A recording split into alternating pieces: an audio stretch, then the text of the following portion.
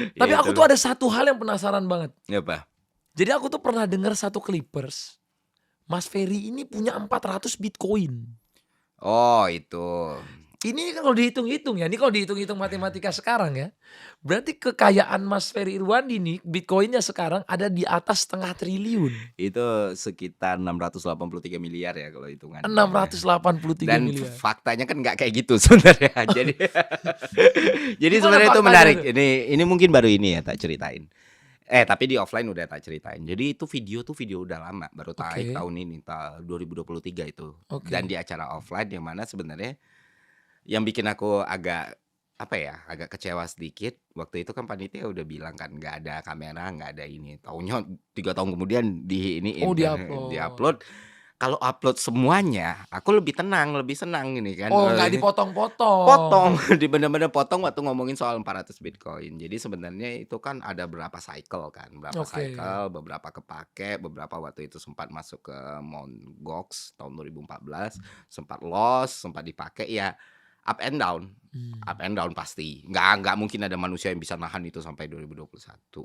Ya 2021 ya, ATH 68.000. Cuman di video itu tak jelasin, itu kan karir. Aku ngomongin soal karir PNS-ku dan aku Hmm. keluar gitu. Sure banget keluar ya waktu itu karena masih ada dari up and down ini, Hmm. dari lepas, dari ini semuanya. Karena kan awalnya punya itu dari OP Warnet. Jadi kalau mau nanya OG-nya Bitcoin di Indonesia itu jangan tanya financial investor, financial planner or something like that ya. Yang pertama kali pegang itu 2011 2012 tuh orang-orang warnet karena itu jadi mata koin, jadi currency kita untuk tukerin Gaming. sama gaming, untuk Betul. tukerin sama Key Dota. Oke. Jadi di Dota Key 2 itu, di Dota 2 Key itu currency-nya dulu BTC. Nah, kita jualnya di forum. Oh. Jadi waktu itu sempat aku storyin. Ini loh tahun 2012 cara orang jual Bitcoin gitu. Jadi Oke. forum OG-nya Bitcoin dan waktu itu juga nggak kayak sekarang nggak ada yang namanya cold wallet semuanya ya kita masih tulis sendiri ada Bitcoin Kitty segala macam gitu dan nggak bisa ditransaksiin tuh. Benar-benar Hmm. nggak ada exchange, nggak ada ini, adanya ya itu Mt.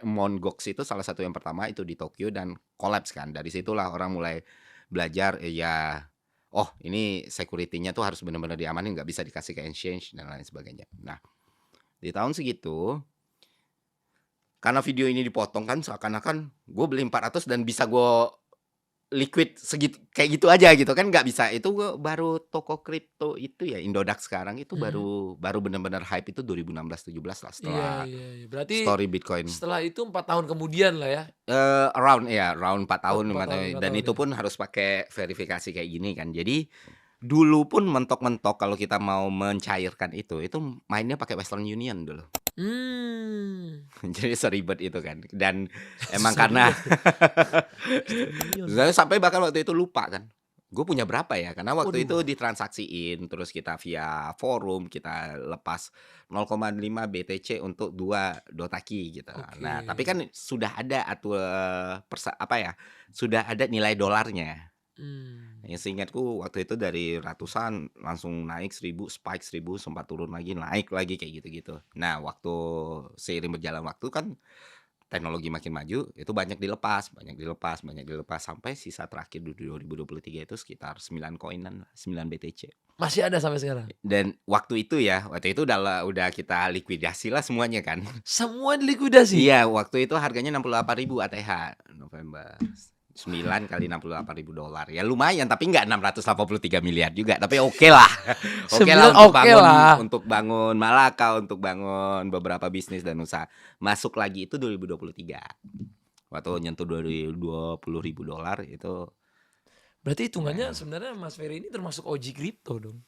enggak, yang OP warnet toh dan banyak yang punya ribuan tuh waktu itu banyak banget. Ribuan koin banyak? Ribuan koin tuh banyak banget. Wah, itu orang Jadi kemana ya? kita Ribuan koin tuh. jadi kita tuh jualan itu gitu, jualan itu karena dari Ki Dota 2 ini, karena kan Ki Dota 2 itu mati sekitar 2013-14-an lah. Nah, tapi itunya udah Oke. naik, Bitcoin-nya tuh naratif ekonomiknya udah mulai naik gitu. Cuman Oke. 2016 tuh mulailah dinarasikan sebagai bentuk perlawanan segala macam. Hype-nya tuh mulai gila-gila banget Oke. kan.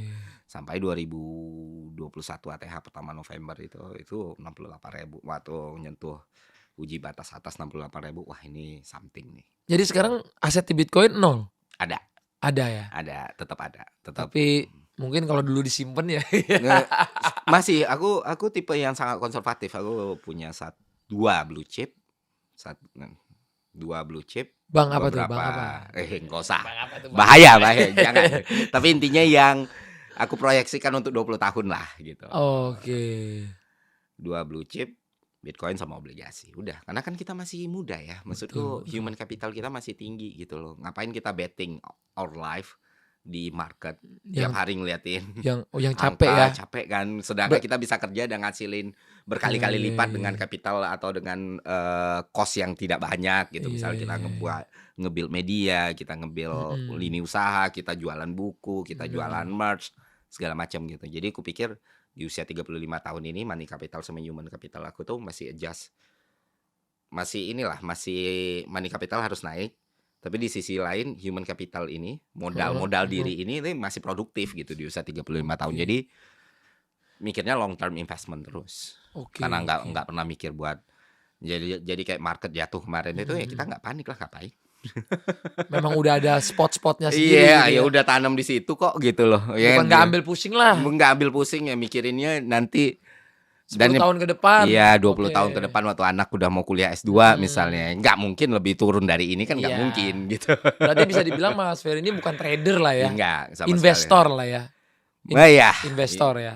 melakukan investment. Investment. Karena aku sempat ngomong kalau lu masih usia lu masih muda dan lu jadi seorang trader gitu.